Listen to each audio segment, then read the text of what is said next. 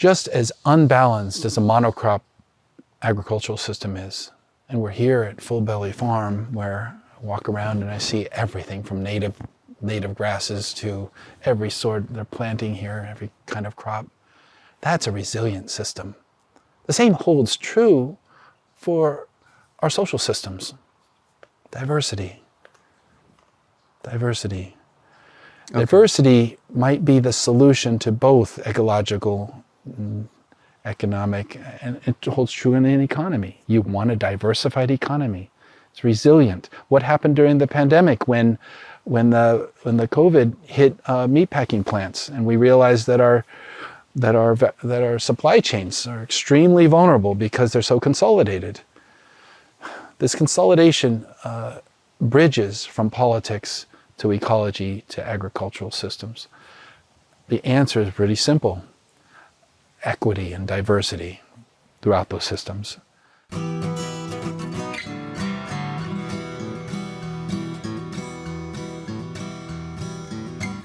Welcome to the Real Organic Podcast. I'm Lindley Dixon, co-director of the Real Organic Project. We're a grassroots, farmer-led movement with an add-on organic food label to distinguish organic crops grown in healthy soils and organic livestock raised on well-managed pasture, all without synthetic fertilizers and toxic chemicals. You just heard from Daniel O'Connell. He's the author of the 2021 book, In the Struggle: Scholars and the Fight Against Industrial Agribusiness in California. Daniel is the executive director of the Central Valley Partnership in California's San Joaquin Valley, which serves as a regional network of community-focused environmental and labor organizations. He sat down with Dave after the 2024 EcoFarm Conference to talk about the rapid transformation that California's communities and ecosystems have undergone after industrial agriculture became the norm in the state.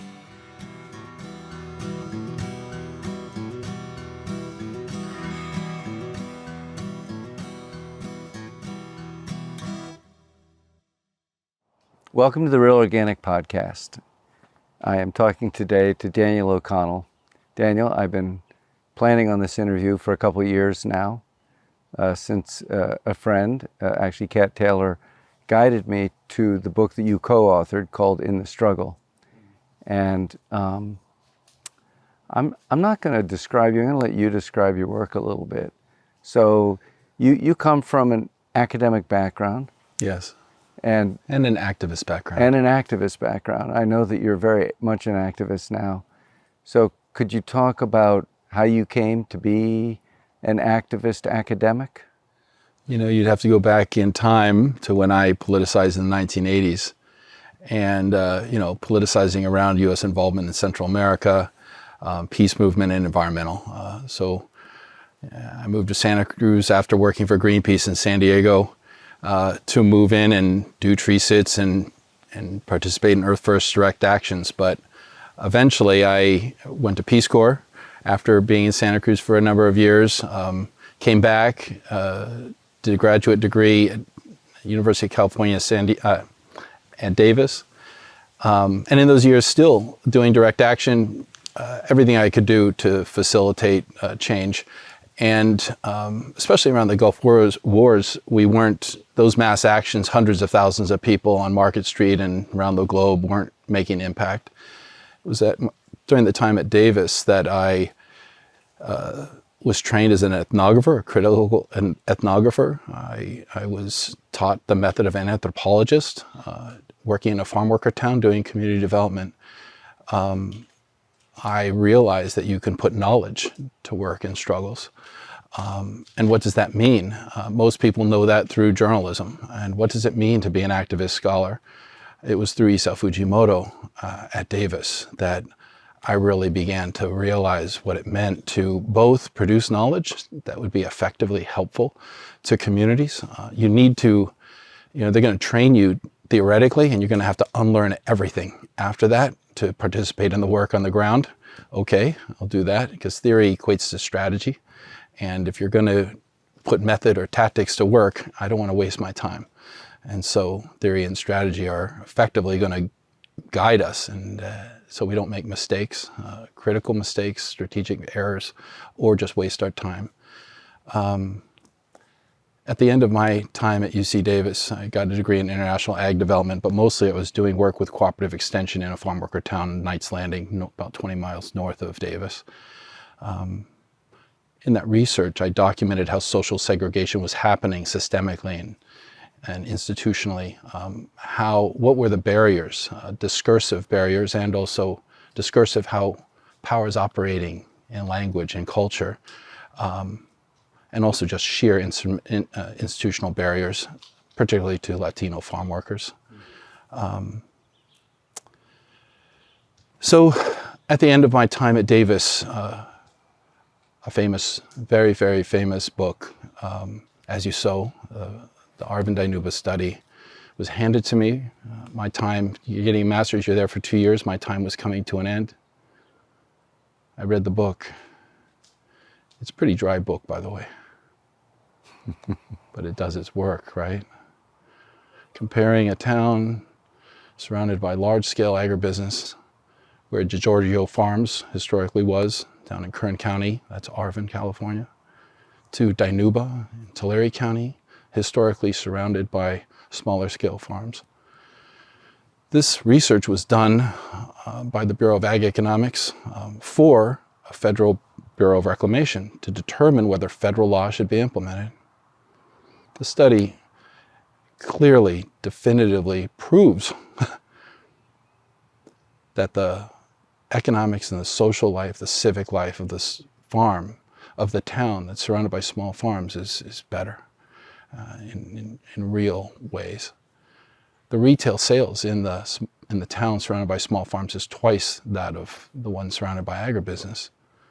And on and on. How many schools, how many doctors, how many sidewalks, you can measure this.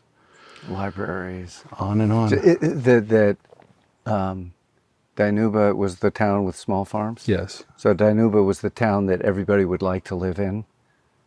It was a better town. It was a better place to live. As far as, where if you're gonna have a family, it was an incorporated town, not unincorporated. Right. Better schools, better place to live. So that's already pretty significant. And the Goldschmidt study was taken up in different periods in our history, especially in the 1970s. The Midwest, that book was passed around like candy. So Goldschmidt was the author of As You Sow. Walter Goldschmidt. Yes. Was the author. But don't be too mistaken, Paul Taylor actually probably geared that study. And Paul Taylor had recommended that Mendota on the west side of the valley should be used instead of Arvin. Marion Clausen and Walter Goldschmidt decided not to use Mendota or Firebaugh, a town on the west side of the valley. They thought that the results would be so extreme that they wouldn't be believable. Right, right. So, but just before we go on, so I think this is so important. I actually, since reading your book, I've quoted this study many times. And the significance of this, or the suggestion of this, and it's one study, but the suggestion is that the kind of agriculture that we have has a dramatic impact on the communities in which it is happening. So we know that farming has a big impact on the quality of the food that we eat, maybe far away, but this is talking about what's the impact on the local area where the farm is happening. Is that right? It's so critically important. Let's ask it as a question.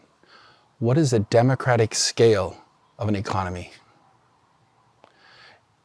Are there moral ramifications to how our economy is guided?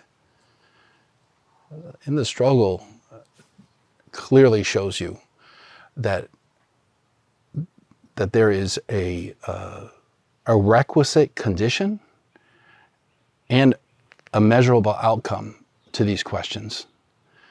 If you do not have an equitable economy, your democracy starts to crater. You lose the civic vitality. Those entrepreneurs are also running for government. They're serving on PTAs. If you have a labor force of a completely undocumented immigrants who many times Spanish isn't their first language, Mixtec or native languages from Mexico, they can't vote. We have in the San Joaquin Valley, continuing to this day, literal racialized oppression occurring just 4 hours from San Francisco, the most progressive place in the United States, right? And it's tolerated. So it's a moral and ethical engagement, but I will also say that if we don't engage, this atrophy starts eating at our society like a cancer. People lose their narrative. They'll start taking up everything from blame the immigrants to, weird religious ideas. We need to have people in the society that are stable enough to defend the democracy when these private interests are weighing on it. And so it's a requisite condition for a democracy, but it's also a measurable outcome. So the book, we can kind of skip ahead, but we need to go back to As You Sow in a moment. You can measure this scientifically. And a case study between two towns is not the best methodological approach to answering this question. Regression statistics, which ag economists use, is the one that comes later. But I want to just mention just the narrative of As You Sow, which is also the biblical forewarning for what we're living in now. So you shall reap, right? The book is given to me. It's shocking right off the bat. Proves its case pretty well, thoroughly. And then you realize that the book that was paid for by the federal government, by the Bureau of Reclamation, in order to determine whether a federal law, the 1902 Reclamation law, should be implemented, was immediately, upon its release, censored, and a follow-up study that was going to use statistical analysis was suppressed. The federal government paid for research to be done and then suppressed it immediately when it came out. And what does that mean for the values that are animating our society and our democracy when scientific knowledge can't be put out there to guide public policy? This public policy, by the way, wasn't cursory. The Reclamation law passed by Theodore Roosevelt in 1902 and a very progressive Congress. It stipulated, and we recognized as a country, that we were going to build and develop infrastructure in the West. The rainfall falls differently in two sides of our country. So they were going to dam the rivers. This bargain, this deal that they were going to do with our society was not supposed to benefit large landowners or speculators. So the law was very simple. If you're willingly sign up to receive subsidized federal water, there's some conditions. You have to be a farm of 160 acres or less, which was the historic measure of a small family farm in our country, going back to the Homestead Act. And you had to live on the farm. That's it. Really, reclamation was about building society and building homes and building community. The catch is the Western United States, and especially California's Central Valley and San Joaquin Valley, were already unequally. The history of California comes from Spanish land grants, and there was a history of both economic recession and crises and panics, if you will, and also droughts that were always pressuring the smaller scale farms. So there's already consolidation happening. Sure enough, when hard times would come, small farms would be forced to abandon their farm. They'd be bought up by bigger neighbors. at a discount, right? At a discount. At a discount. You're highly stressed. It comes down to, can I feed my kids? Or you sell the farm to feed your kids. And so these crises that hit smaller scale farmers harder than the large scale ones that are better capitalized, sometimes you just think the capital just waits for these moments of crisis, and it comes in. So what are reclamation values? I've mentioned two. The 160 acre limit, which is the historic standard of what a small farm is in our country. You had to be a resident of the farm, but there was one other piece. It's really important when you consider the San Joaquin Valley and the unequal land distribution that was already happening in California. If you were a landowner and you signed the contract to receive federally subsidized water, after 10 years, you would be obligated to sell all land in excess of 160 acres at pre-water prices. So there was going to be no speculation on your land as well. Everyone signed this. what does it mean to, this is a voluntary land reform, right? Voluntary land reform. And don't think that land reform is anathema to the United States. We instituted land reform after the Second World War in Japan. So we understand, personally, I knew that 10 families in El Salvador own 90% of the arable land and were guiding the Arena Party, which is a reactionary force that was killing peasants. Unequal land ownership equates to feudalism, equates to the erosion of democratic values in life. You must have, an economic equity is contingent upon a democracy. And so the game is on now, right? But this is they knew they were bringing the water, the federal government. So let's talk about the water. Now, the Central Valley at that point didn't have the kind of access to irrigation that it has now. Is that right? Well, it's so ironic, because people think that this is a desert, and certainly the west side of the valley, and in certain times it's an erratic climate. So you'd want irrigation if you're going to have farming. There was dryland wheat farming at first, but the place is not a desert. During wet years, there's years that you could take a boat from Bakersfield to San Francisco. Yeah. The largest lake west of the Mississippi was there, Lake Tulare. It's only 40 feet deep, but it was wide. And I've hiked in the Sierras a lot. It was basically an enormous meadow. John Muir describes the wildflowers of the San Joaquin Valley. Artesian wells would explode from the ground. There would be so much water in the San Joaquin Valley. That same place today, where Lake Tulare was, is the place where industrialized agriculture is centered. Not only is there not a lake there anymore, but the ground, they pump the water out of the ground at such a rate that there's a land subsidence now, right? A collapse of the entire aquifer. The greed, the extractive nature of this kind of capitalist economy, both extracting labor and resources, has basically created an area that was Eden, right? Basically a scale, a Serengeti kind of scale wilderness, and enormous amounts of water in the ecosystem. And has created a place that today is, yes, the most productive ag region in the history of the world, but for a Californian, for a person from Fresno or from the San Joaquin Valley, we know that we have the highest levels of hunger, poverty, pollution, both air and water, in the United States, some of those indicators. So imagine that dichotomy there of where it was and we basically put in the infrastructure and we allowed political policies to happen to make this happen. The subsidies go beyond water, but we'll stay on water if you'd like.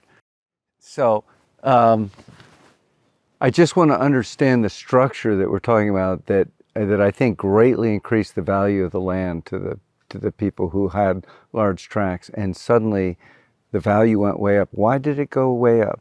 Because you go from cattle or dryland wheat to walnuts and almonds and cotton, and now today subdivisions. Right, but because of the access to irrigation. Yes. So what was the access to irrigation? The mechanism for the access. Projects? So the mechanism was the building of the Central Valley Project. Yes. So the Central Valley Project is probably one of the world's greatest engineering feats, bringing water from the north of California to the south. That enabled the speculation on the land jumps at that point, and then just as the Tennessee had the Tennessee Valley Authority. Just exactly the same thing, and they did this with dams and aqueducts, and so they gave it so that there was access to a lot of water, to a lot of land, which immediately shot up the value of that land. Yes. Okay. And the process of consolidation starts then, ironically, because the law that was stipulated to divide the land into 160-acre limits, parcels, was never enforced. And now you start getting into the politics of this. That began with the study as you sow. You start foreseeing what's to come as far as the political corruption. So in the struggle, documents basically the legalizing of a crime over time, but the breaking of laws and the massive, massive corruption, taking public resources for private gain. Basically, if you will, I think Martin Luther King said it first, it's the classic socialism for the rich, capitalism for the poor. But what really gets you as a student is to then realize this story that comes out on how much the subsidy happened, right? The Bureau of Ag Economics was also researching what was happening in the South as black sharecroppers were pushed off of the land. So the two studies, both starting to look at the South critically through a federal bureaucracy, but also especially the Goldschmidt study that was conducted. Within 5 years, the entire bureaucracy of the Federal Bureau of Ag Economics was dismantled. Most people don't know that the Farm Bureau itself was fostered. It was housed at UC Berkeley for the first 30 years of its life. Why not partner with the historic, more progressive institution of the Grange? The system was already gearing up to consolidate. And there might be some benefits to that. Certainly, the productivity rise, but the externalization of costs was never factored in. And the abuse, the moral problems that start coming forward, especially on the labor side of things. During World War II, the other great subsidy. So we have a Mediterranean climate here. There's nothing barring you from producing everything. 350 varieties of crops are grown in the San Joaquin Valley. You need water and you need labor, right? The soil's there, the sunlight is there. Wonderful that we're not having a lot of rains in the summertime. It's greatly beneficial both on insects, fungus, other things. As long as you have irrigation. As long as you have irrigation. But then the labor side of it. During World War II, the institution of bringing labor, our boys are fighting.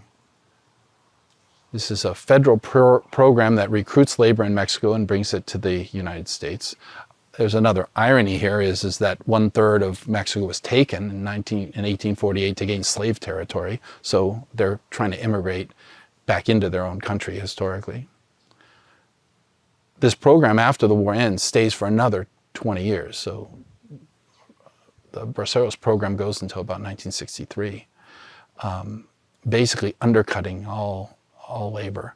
After the Braceros ends, there's a dramatic increase of growers encouraging immigration and residency in the San Joaquin Valley. And here's the piece, the contradiction also that's kind of nice, is that completely changed the demographic constitution of the valley that today is driving a wonderful change. We have many young families, and demographically, all of those folks that came here either as braceros or to work in farm labor, they're having kids, they go to Berkeley and Davis and Santa Barbara and they come home.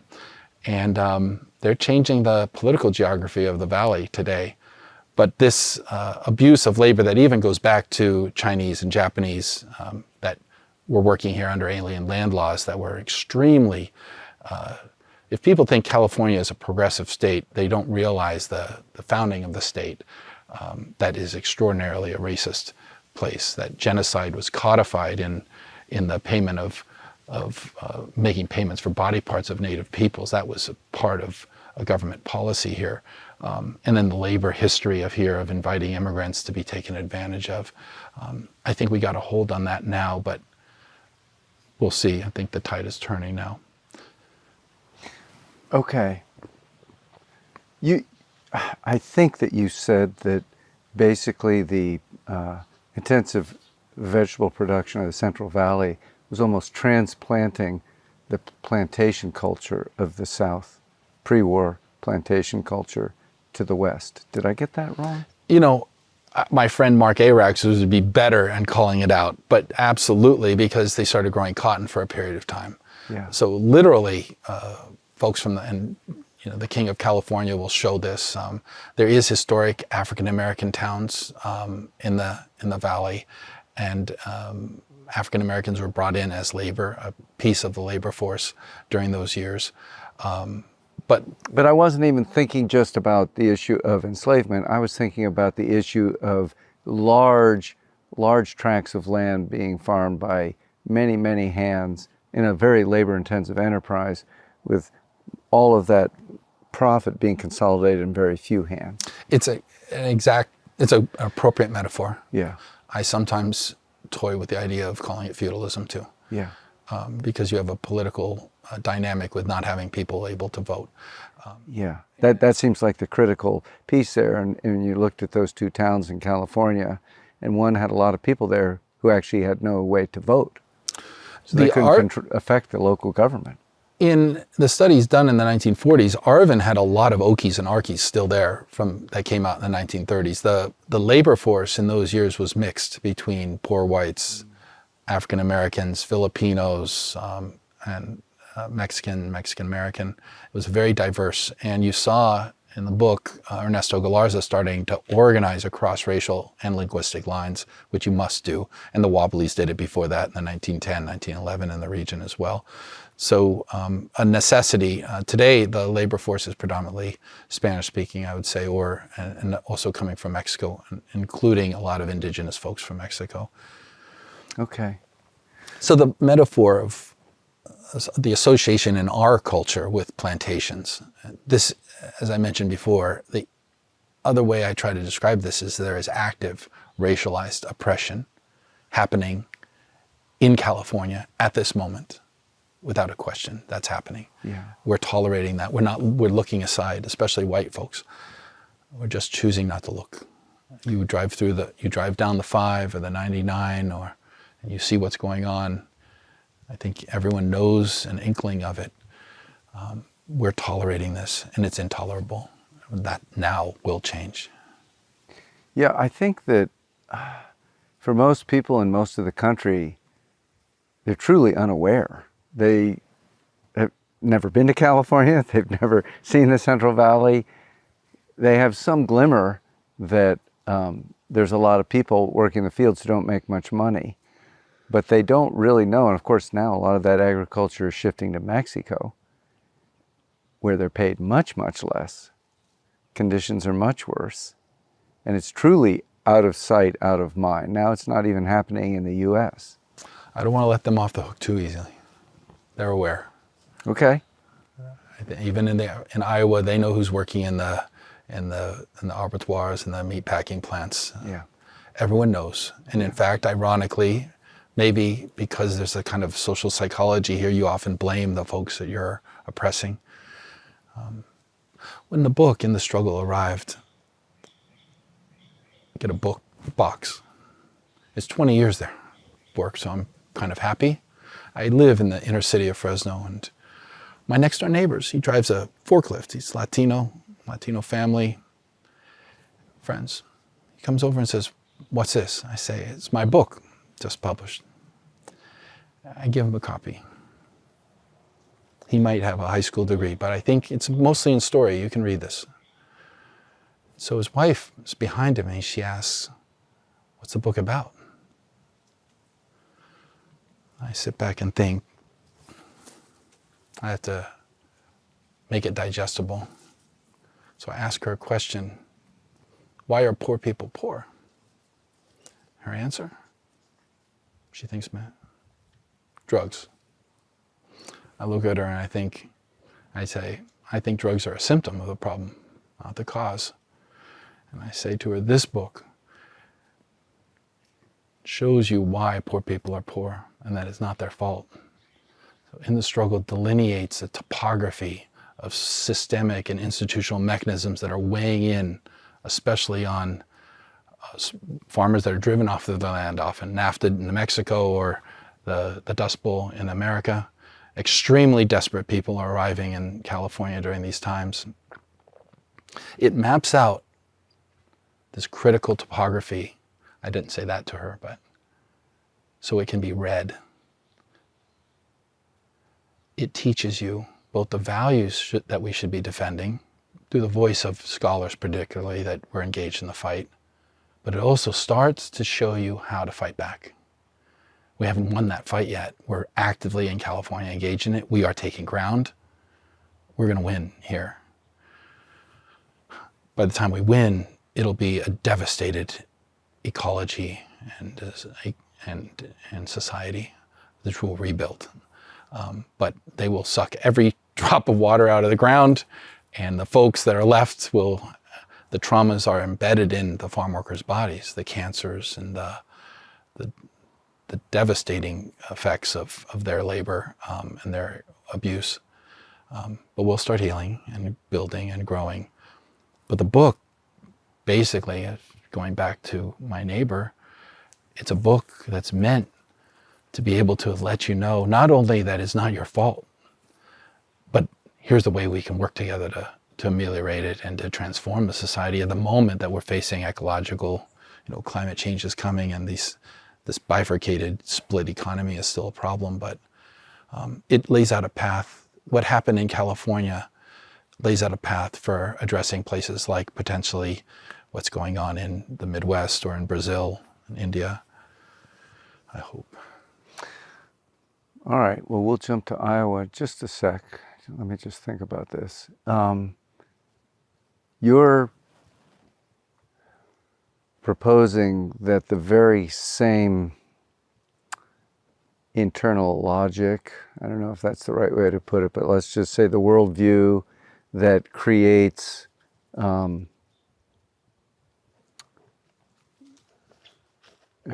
brushing aside the laws, building an enormous amount of profit off of using our tax money for personal gain, that the same mindset also creates basically relationship with people who are working in the fields that are predatory.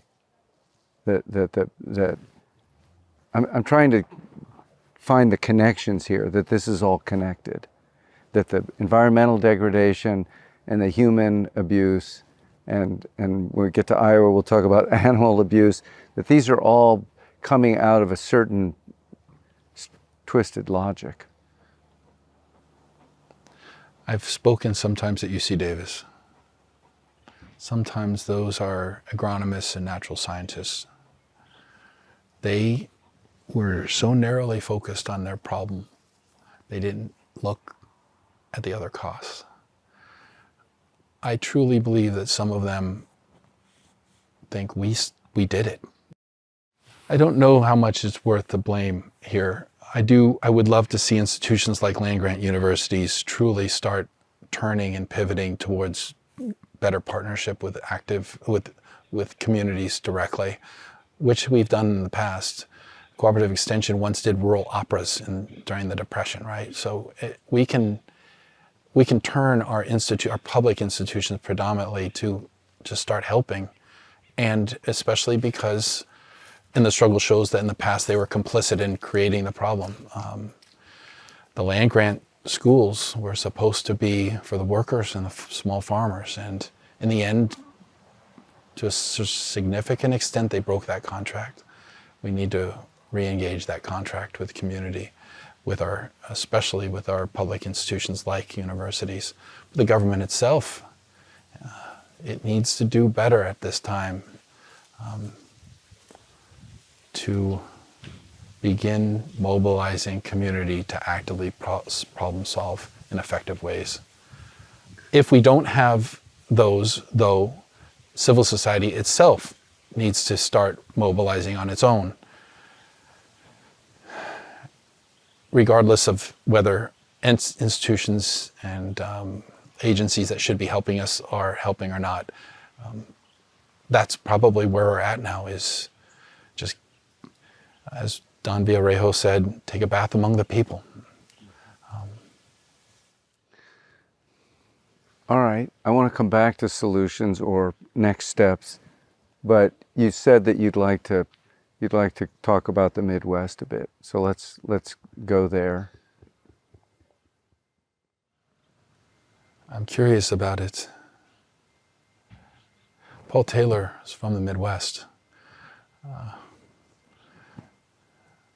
You see with Dorothea Lange, their fight against latifundia for agrarian democracy. The values in the struggle are Midwestern values. The landscape, yes, this was settled, it was colonized. with the horrific violence. But it was settled with smaller scale farmers. North Dakota was electing socialists in the past. Minnesota, Wisconsin had senators that were just Lafayette and I mean, Nelson, massively huge personalities. The progressive movement was centered in the Midwest. This book harkens back to that because of Paul. When Paul moves from the Midwest to California, he witnesses this disjuncture, and it literally confronted him, and he started some of the first academic studies on Mexican labor were done. He also was very engaged in him and Dorothea and what was happening in the South, the sharecroppers.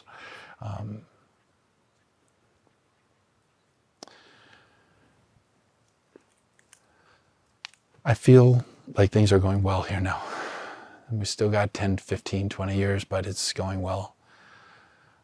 After the book came out, we were invited by a few academics at the University of Minnesota and some historic food movement activists and organic farmers in the Midwest, in Minnesota, Carmen Fernholz among them in Western Minnesota, to tell the story of the Minnesota Institute for Sustainable Agriculture. So Scott Peters and I, following the publication of In the Struggle, accepted an endowed chair position there. People like Sister Mary Tachny, who the Catholic Church charged with organizing the entire Midwest, along with others, because the parishes were suffering when the dislocations of the 1980s farm crisis were happening, and they were just losing people. So the Catholic Church of all entities started mobilizing to defend its parishes, and through that, the farms. So it's a wonderful, wonderful story. And the University of Minnesota, to its credit, initiated the Minnesota Institute for Sustainable Agriculture, similar to the Leopold Center, which was later attacked and kind of undermined in pretty dramatic ways in Iowa. And sometimes we wait for periods, and this is why it's important to publish things, these academic studies, and coalesce them in stories in a book like in The Struggle, to carry them forward, to be used again when the civil society is ready for that moment that magically starts fomenting into a social movement. But I have to say, I was interested to see, just drive through rural Midwest, upper Midwest. It's not as devastated as California, which I was happy for. This coupling of corn and soy and the consolidation that's happening in the Midwest. There's other consolidations, pigs. It's the same threat, but now it's coming home to where Paul Taylor was. He went to the University of Wisconsin. He's from Iowa. I worry. You have little books like, What Happened to Kansas, or Kansas, and all of these places were some of the most progressive. And when I use the word progressive, policies in the public interest, simply that. Policies in the public interest, broad public. Are we losing our narrative, our stories as a society, as a country, when the bastions of where those values were once so fervently defended start decoupling? So there's a lot. I'm curious about that. My work is here. I'm from California. But I do think that the lessons of In the Struggle and what happened in California might apply to other geographies. Why do you think that this area in the Midwest that was once so progressive, meaning? Consolidation. Okay.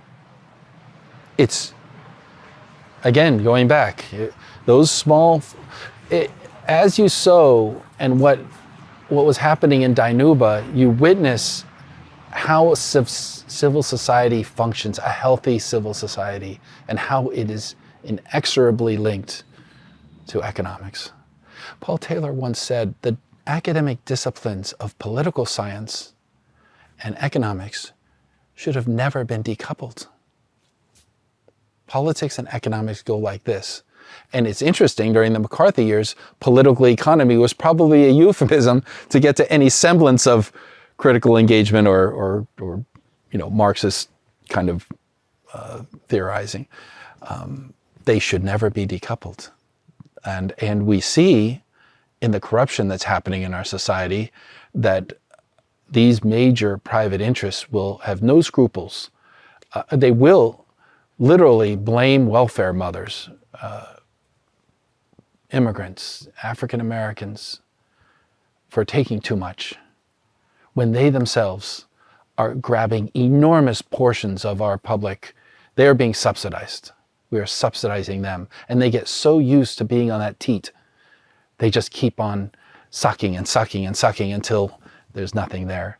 Paul Taylor once said, remember, he only at the end of his life did we lose the Reclamation fight in about 1982. He once forewarned us to be very wary of a monopoly of land that then is supported by a monopoly of water. And because of how water rights are adjudicated or apportioned in California, those are married. And after we lost the Reclamation fight, those two massive monopolies now sit on top of each other with entities that are extremely powerful. Bernhardt worked for the Westlands Water District, and he went in, was he the Secretary of the Interior, where he negotiated these kind of further giveaways, massive giveaways of water. We need to shine a light on the corruption and then educate each other and start organizing to change it. They're not impenetrable, they're formidable, but once you get inside of them and start just asking questions and looking, these little, and pushing, you can break up in little fissures, and over time those will widen. The interstitial work at first of confronting enormously powerful structures, we can't let that stop us from engaging. And I do think that folks with a Ph.D. or folks that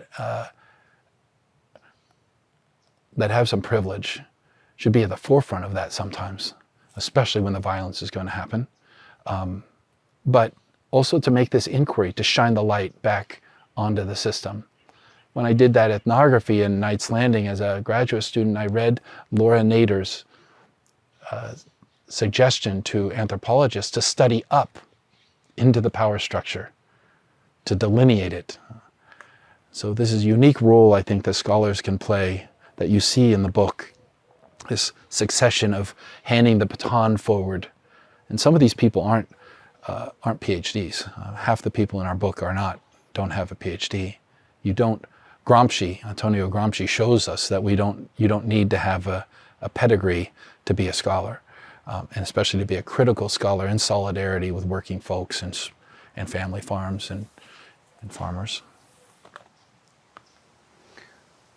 Okay, that's great. I want to go to solutions, but before we leave Iowa and Minnesota, is there anything else you want to say about the problem? You say the problem is consolidation. I think it's a little bit of a mystery to most people. It certainly is to me, why we are in a period of such intensive consolidation. I see it in every aspect of the food system. I see it in the farms, I see it in the distribution, I see it in the retail, right? I see it in the governmental controls and regulations, that they're so heavily controlled by these very large and formidable economic interests. I'm not sure that I understand why this is happening at such a rapid pace right now. Do you have any thoughts about that? I mean, I don't know if you have that same impression that I do. I do. I don't think we have as firm a hand on the mechanisms of government. I think they care a little bit more about their campaign contributions than us. And Citizens United and things like that don't help. Other scholars look more broadly, and the consolidation is happening across the value chain, food chain. I think maybe it's because of my Irish disposition that the land, after 800 years of having folks take it from us and having us starve. So when I go out driving mostly to western Minnesota these days, I'm curious in an academic sense of who owns the land.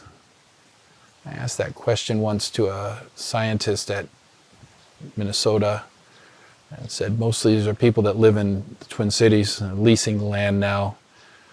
Okay, maybe. And I think we just need to start asking.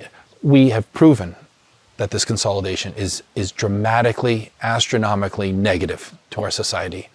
We'll lose our democracy if we don't address it.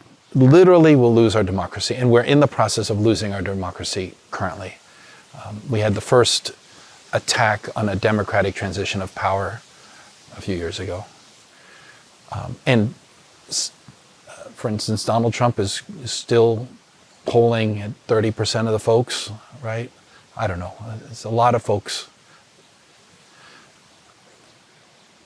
I think that if you really want to get to problem solving in this arena, you need to go to the foundations and the structures, and that's addressing.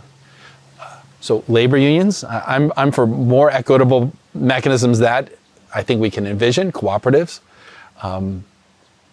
But labor unions, when labor unions were strong in the country, and labor unions were one of the most formidable mechanisms for us to confront these consolidations of power.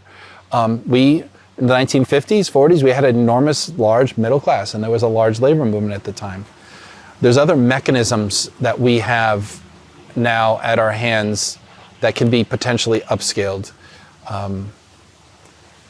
Community land trusts, ways to take land out of speculative ownership, but hybridize it so you have a vested ownership of a certain portion of it, the house and the use of the land for a long lease.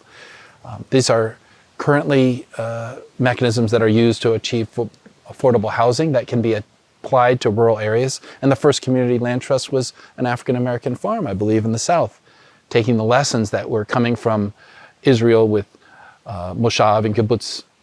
And after the Gandhian struggle in India, many of these folks that went over to live on those communes in Israel or participate in a revolution in India came home to the UK and the United States, and one of the outgrowths of that was community land trusts.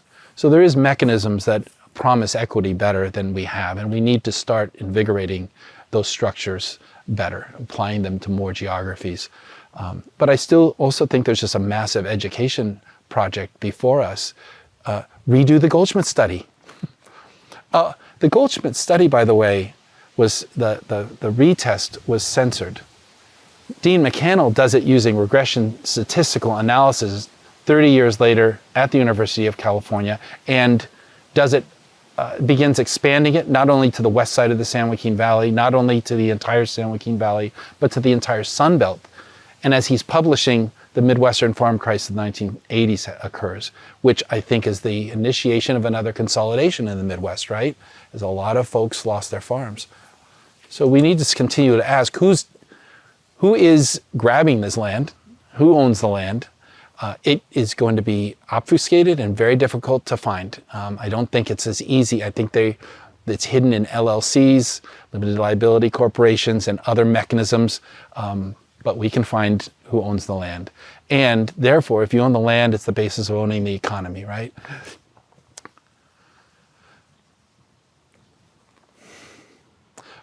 We have to. There's no option not to engage in this fight. There will be no innocent bystanders. One way or the other, you're in it. You are. And you're going to be victimized by it.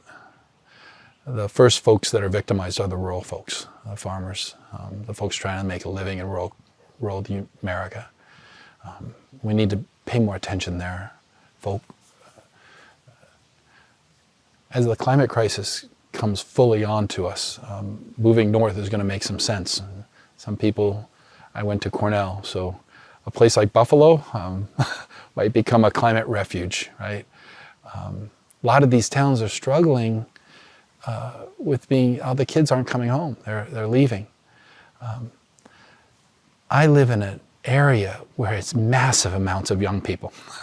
The San Joaquin Valley, it's the rich, and we have Hmong, Miztec.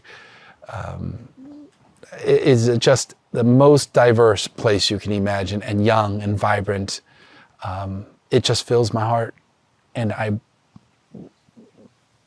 hope that we can have the same hospitality and welcoming that we're trying to do here now in the San Joaquin Valley, of defending the vulnerable in these other geographies that can be refuges and probably will be refuges in the future. And it's for the benefit of the society to have a place where you're not losing your youth, but your youth are coming. You know, that there's families, and but the key to this is a diversified economy. Just like in ecological systems, monocrops, you know, the potato famine, they were farming 4 varieties of potato and a fungus hit. Everyone starved. They were still the British were still exporting food, by the way, at the time, the nature of capitalism. Just as unbalanced as a monocrop agricultural system is, and we're here at Full Belly Farm, where I walk around and I see everything from native grasses to every sort they're planting here, every kind of crop. That's a resilient system. The same holds true for our social systems. Diversity. Okay. Diversity might be the solution to both ecological and economic, and it holds true in an economy. You want a diversified economy. It's resilient. What happened during the pandemic when the COVID hit meatpacking plants, and we realized that our supply chains are extremely vulnerable because they're so consolidated. This consolidation bridges from politics to ecology to agricultural systems. The answer is pretty simple: equity and diversity throughout those systems. Okay. So we all agree we want a functional democracy. I think we all agree we want mutual respect amongst citizens. We all agree we want people to have a decent life. The question that everybody asks is, what can I do? And everyone has to find their own answer, but what's your answer when somebody says, well, what can I do? First, I see what you do. You spend a great deal of your life energy on educating and organizing and trying to create change. But let's say that I'm not there. What can I do? What can somebody do who wants to change this for the better? What are your thoughts? First thought is, I'll just go back to Joe Hill and say, don't mourn, organize. And by the way, there's going to be a lot of mourning coming for our grandkids and what they're going to be living in. We're here now. What I'm going to suggest isn't going to be for everyone. Move into the core of the worst problems that are nearby in your society, and problem solve. And sometimes that's going to mean not saying much, just being present. I come from a background where I had, my folks were really, really poor growing up, but I was okay. And at a certain moment, I was going to contribute. You know, I was going to contribute. In the book, when I talked to many young people, almost all of them folks of color,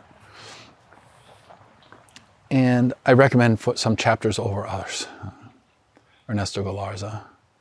And there's a portion in Galarza's chapter where he's talking to Chicano studies students at Berkeley in the 1970s. And you imagine a more rebellious group. They start asking him these questions. It's in the book. And he forewarns them. And he's telling them that they're really unique in where they are in a graduate program at UC Berkeley. And they're ready to hatch and go out in the world. Liberty Hyde Bailey said similar things to undergrads at Cornell 100 years ago. get engaged. Get engaged directly. There is, and we need to pull our institutions. We have a marvelous land-grant university system because it's connected to the cooperative extension system. Both can function better. In the book, you see Issa Fujimoto, who's another chapter I then tell these young people to read. Issa Fujimoto, in the middle of the 1960s, is bringing young people, he's encouraging them to spend internships in the Mississippi Delta, in Appalachia, in the San Joaquin Valley. And these students are coming back, they're going out raw. There's no internship program or insurance. They come back and they write pamphlets for the future students on how to live out of a car, how to get free food, in addition to understanding how theory can be used and the politics of actually doing research, which can be highly extractive as well. We've learned a lot of lessons there, how to do ethical research. Those students were teaching each other as well. ESALP then would use those to teach his future students. But he was sending out the students, these idealistic young folks, into the most dangerous contexts of our society, places where they were going to face literally political violence at times. And of course, you saw two Cornell students and were killed in Mississippi registering voters. The moment is going to come when this next generation will simply mobilize. We need to be there to help them. We ourselves, no question what your age is, it can also get involved. Along these lines of race and class, gender, we need to be very conscious of, especially white guys, of the history that we embody and represent to folks. Often we're not going to be the leaders of this. I constantly look to empower others. When we should step forward is when the threats are the most extreme. Otherwise, step back. You'll be humble. But you learn these things by being in the room, and people trust you. They can read you well, especially folks, the subaltern and the oppressed. They'll read you in a moment. They'll see you coming. So let your goodness and your love guide the way. I'm a scholar, but I'm also a Quaker, so it takes a lot of things off the plate. I'm actively nonviolent, and we, as friends, a society of friends, Quakers, always appeal to the goodness in people, and we see that of God in each person. So that will keep you from using violence against that person, but it also is a way of inviting even the people that you think are embodiment of the problem, a racist or an agribusiness owner. These folks are as willing and open as anyone at a certain moment. We just need to keep inviting them. And finally, I'll say, because you're going to witness, if you're coming from a secure spot, you're going to witness the oppression, and you're going to witness suffering, and there's going to be nothing that you can do about it in the short term without it overwhelming you. So you're going to have to keep your center, keep your balance, keep your health and well-being, your own you're not going to help anyone if you're not taking care of yourself. I meditate all the time now, all the time, trying to stay grounded, keeping balanced.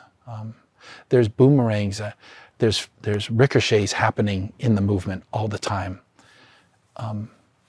Folks that you help turn around and just go for it, and you need to practice a lot of humility and love, and not take things personal, and take the long view, and be willing to suffer for your beliefs maybe. So it's not going to be for everyone. I don't know what to say for the regular folks, or just politicize what your consumption maybe. Just politicize what you consume, both on your iPhone and at the grocery store. That's the easiest thing you can do, is track that back to where its origin was. Is that ethical, how it came to you? That's a simple thing to do. Align your life with your values, and interrogate your values to make sure they're sound.